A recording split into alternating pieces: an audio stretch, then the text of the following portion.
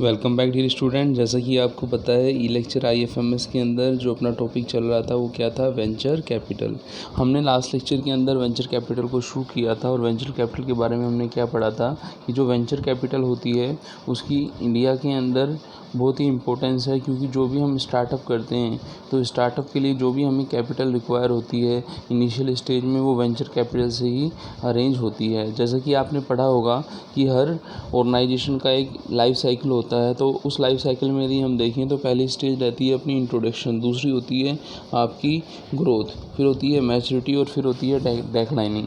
तो किसी भी ऑर्गेनाइजेशन की जब शुरुआत होती है, इंट्रोडक्शन स्टेज होती है, तो उसमें जो भी हम पैसा अरेंज करते हैं उसमें 3F रहते हैं। 3F का मतलब ये हुआ, पहला आपका क्या, आपके फ्रेंड हुए, फैमिली हुई, और थर्ड होता है फुलिश। आप देखिए कोई भी हमने काम शुरू किया हो तो उसको हम सबसे पहले अपने फ्रेंड और फैमिली से अरेंज करते हैं, और या फिर उन लोगों से अरेंज करते हैं जिनको हम इस तरीके से विश्वास में लेके हम उनको बोल सकते हैं कि ये जो पैसा हम आप अपने ऑर्गेनाइजेशन में लगाएंगे ये बहुत अच्छा आइडिया है और इसमें आने वाले टाइम में बहुत ज़्यादा ग्रोथ मिलने वाली है।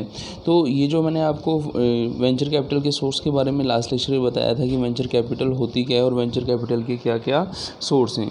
इसके अलावा मैंने आपको यही बताया था कि किसी भी प्रोजेक्ट्स के अंदर जो वेंचर कैपिटल रहती है वो लॉन्ग टर्म के लिए नहीं रहती है। वेंचर कैपिटल किसके लिए रहती है, आपकी शॉर्ट टर्म के लिए रहती है।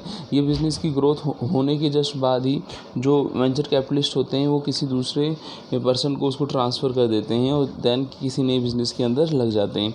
तो यहाँ पे हम देखें किसी भी बिज़नेस के अंदर यदि आपको वेंचर कैपिटल को डिफ़ाइन करना है तो वेंचर कैपिटल के साथ जो एसोसिएटेड होता है रिस्क फैक्टर एसोसिएटेड होता है। वेंचर कैपिटल जो रहता है आपका जो ट्रेडिशनल फॉर्म ऑफ फाइनेंसिंग माना जाता है। इसके अंदर क्या रहता है कि जो भी हम फंड अरेंज करते हैं उसमें हम कुछ बिज़नेस की जैसे स्टेज है आपकी इंट्रोडक्शन से ग्रोथ तक की लेके वहाँ तक पैसा रहता है, और उसके बाद जो भी पैसा हमें ज़रूरत पड़ती है वो हम किससे लेते हैं, आपकी बोलो जो प्राइवेट इक्विटी। हमने एक कॉन्सेप्ट भी समझा था।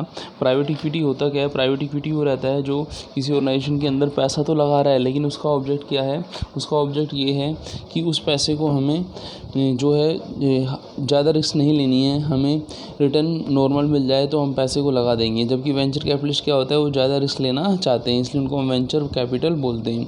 तो हम इस लेक्चर के अंदर यही समझेंगे कि जो फाइनेंसिंग पैटर्न है वेंचर कैपिटल के अंदर क्या होता है। जैसे कि हमने अभी डिफरेंस किया था कि वेंचर कैपिटल एक ऐसी कैपिटल है जो क्या करती है, किसी भी ऑर्गेनाइजेशन की जो स्टेज रहती है इंट्रोडक्शन ग्रोथ स्टेज तक तो वो रहती है, लेकिन उसके बाद वो चली जाती है। उसके बाद मोस्ट ऑफ जो बड़े बड़े ऑर्गेनाइजेशन होते हैं उसमें पैसा किससे अरेंज किया जाता है, बोलो प्राइवेट इक्विटी से अरेंज किया जाता है। अब यहाँ पे हम शुरुआत करते हैं वेंचर कैपिटल की स्टेजेस से। तो वेंचर कैपिटल की स्टेजेस में आप देखेंगे तो पहला क्या है, सीड स्टेज। सीड स्टेज का मतलब ये हुआ कि जब हम फर्स्ट टाइम जब फंड किसी स्टार्टअप को सेटअप करने के लिए हम इन्वेस्टर से पैसा लेते हैं तो उसको हम क्या बोलते हैं, सीड स्टेज बोलते हैं। सीड स्टेज के अंदर वही रहता है कि इसमें प्रोडक्ट की डेवलपमेंट का आइडिया रहता है, उसका इन्वेस्टिगेशन किया जाता है, उस आइडिया की फिजिबिलिटी स्टडी की जाती है, फिर उसके बाद उस प्रोडक्ट को हम टेस्ट करते हैं, डेवलप करने की कोशिश करते हैं। यदि आपका आइडिया इस एज में जो हमें आइडिया मिलता है वो यदि फ्रूटफुल नहीं होता तो कहीं ना कहीं हमें क्या करना पड़ता है, हमें फाइनेंसिंग के लिए दूसरे सोर्स को अरेंज करना पड़ता है, क्योंकि जो इन्वेस्टर रहते हैं उस आइडिया के साथ ही पैसा लगाते हैं। जैसे कि मैंने आपको थोड़ी देर पहले बताया था कि जो अपने फ्रेंड, फैमिली और फुलिश के अंदर हम ये बोल सकते हैं कि हम इन्वेस्टर वो लोग जिनको हम पे विश्वास है और जो पैसा लगाते हैं। यहाँ पे फुलिश का मतलब हम ये नहीं कह रहे कि वो हमसे पैसा लगा के गलती कर रहे हैं, हम ये बोल रहे हैं कि वो हम पे विश्वास कर रहे हैं। जबकि स्टार्टअप के अंदर सर्टेनिटी तो है नहीं कि आप सक्सेस होंगे, तो आइडिया सक्सेस भी हो सकता है और आइडिया सक्सेस नहीं भी हो सकता। तो ये स्टेज कहलाती है आपकी सीड स्टेज।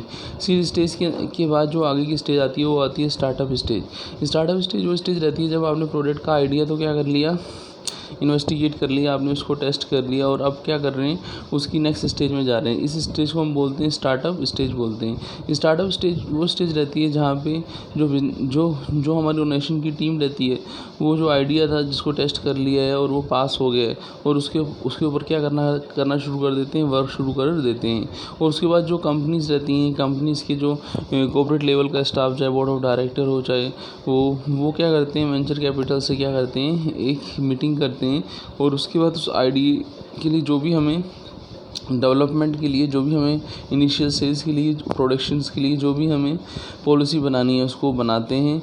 और वो जो टीम रहती है वो कॉर्पोरेट लेवल के कोऑर्डिनेशन से क्या करती है, काम करती है। तो ये जो स्टेज कहलाती है इसको हम क्या बोलते हैं, वो लोग स्टार्टअप स्टेज बोलते हैं। अब स्टार्टअप स्टेज के बाद जो नेक्स्ट स्टेज आती है उसमें हम ये देखते हैं कि जो स्टार्टअप स्टेज सेकंड स्टेज थी वो अच्छे से पूरी हुई है या फिर नहीं हुई है। हम इस स्टेज के अंदर ये देखते हैं, यहाँ पे आप देखें, we presume that idea has been transform into a product, कि वो जो पहले वाला हमने आइडिया इन्वेस्टिगेट किया था वो प्रोडक्ट के अंदर कन्वर्ट हो गया और प्रोडक्ट प्रोड्यूस करना है और उसको क्या करना है, सोल्ड करना है। और वो जो मार्केट है जहाँ पे हम उस प्रोडक्ट्स को लॉन्च करेंगे वहाँ पे हमारे कॉम्पिटिटर्स कौन से हैं, हमें मार्केट शेयर्स के लिए कॉम्पिटिटर्स के साथ कैसे कॉम्पीट करना है, हमें वेंचर कैपिटल के अंदर कैसे हमारे ब्रेक इवन के बाद, ब्रेक इवन से पहले तो क्या रहते हैं, आपके लॉसेस रहते हैं, कॉस्ट आपकी ज़्यादा आती है, कैसे हमें ब्रेक इवन को जल्दी से जल्दी अचीव करना है और प्रॉफिट्स को मैक्सिमाइज़ करना है। तो ये स्टेज जो रहती है आपकी स्टार्टअप स्टेज के बाद वाली स्टेज होती है। इसके अंदर हम यही देखते हैं कि जो हमारा आइडिया है वो करंट मार्केट सिचुएशन में कैसा है। इस स्टेज को पूरा करने के बाद जो हम थर्ड स्टेज में आते हैं जो आपकी एसोसिएटेड है आपकी सेकंड स्टेज की एवोल्यूशन के बाद जो थर्ड स्टेज है उसको हम बोलते हैं SWOT एनालिसिस। SWOT एनालिसिस आपने पढ़ा होगा कि SWOT stand for strength, weakness, opportunity and threats. किसी भी ऑर्गेनाइजेशन के अंदर SWOT एनालिसिस जो है हमें इंटर और एक्सटर्नल फैक्टर को समझने में क्या करता है, मदद करता है। आप देखिए this stage is seen as expansion और maturity phase of the previous stage. इस स्टेज के अंदर हम ये देखते हैं कि हमारा जो ऑर्गेनाइजेशन इस समय जो स्ट्रेंथ वीकनेस हमारी क्या है, अपॉर्चुनिटी थ्रेट्स क्या है, और उसके बाद हम ये देखते हैं कि हमारा जो ऑर्गेनाइजेशन है वो इस स्टेज के अंदर उसको इंट्रोडक्शन के बाद आपका ग्रोथ मिल रही है, मैच्योरिटी मिल रही है या फिर नहीं मिल रही है। तो इसको हम एनालिसिस करते हैं with the reference of comparison. Strength का हम अपॉर्चुनिटी से कंपैरिजन करते हैं, स्ट्रेंथ का हम किससे कंपैरिजन करते हैं, थ्रेट से कंपैरिजन करते हैं। ऐसे वीकनेस का हम अपॉर्चुनिटी से कंपैरिजन करते हैं और ऐसे वीकनेस का किससे कंपैरिजन करते हैं, हम थ्रेट से कंपैरिजन करते हैं। और उसके बाद हम ये देखते हैं कि उस एनवायरनमेंट के अंदर जो हमारी जो स्टेज हम जिस स्टेज में हम होने चाहिए थे वो उस स्टेज पर हम पहुँचे हैं या फिर नहीं पहुँचे हैं। यदि वहाँ पे हमें कुछ डेविएशन लगता है कि स्टेज नहीं है तो कहीं ना कहीं हमें जो नेक्स्ट स्टेज की ज़रूरत पड़ती है इसको हम क्या बोलते हैं, ब्रिज या प्री IPO स्टेज। ब्रिज या प्री IPO स्टेज वो स्टेज रहती है जहाँ पे वेंचर कैपिटल्स के अंदर हम ये देखते हैं कि हमारे जो प्रॉफिट्स हैं वो जो प्रॉफिट्स हमने लास्ट स्टेज के अंदर BEP को हमने अटेन कर लिया था उसके बाद प्रॉफिट्स के अंदर कितना % इंक्रीज़ आ रहा है। यदि प्रॉफिट में इंक्रीज़ आ रहा है तो बहुत अच्छी बात है, यदि इंक्रीज़ नहीं आ रहा है तो उसके हम रीज़न को फाइंड आउट करेंगे क्या कारण है कि BEP के अचीव होने के बाद भी प्रॉफिट्स नहीं बढ़ रहे।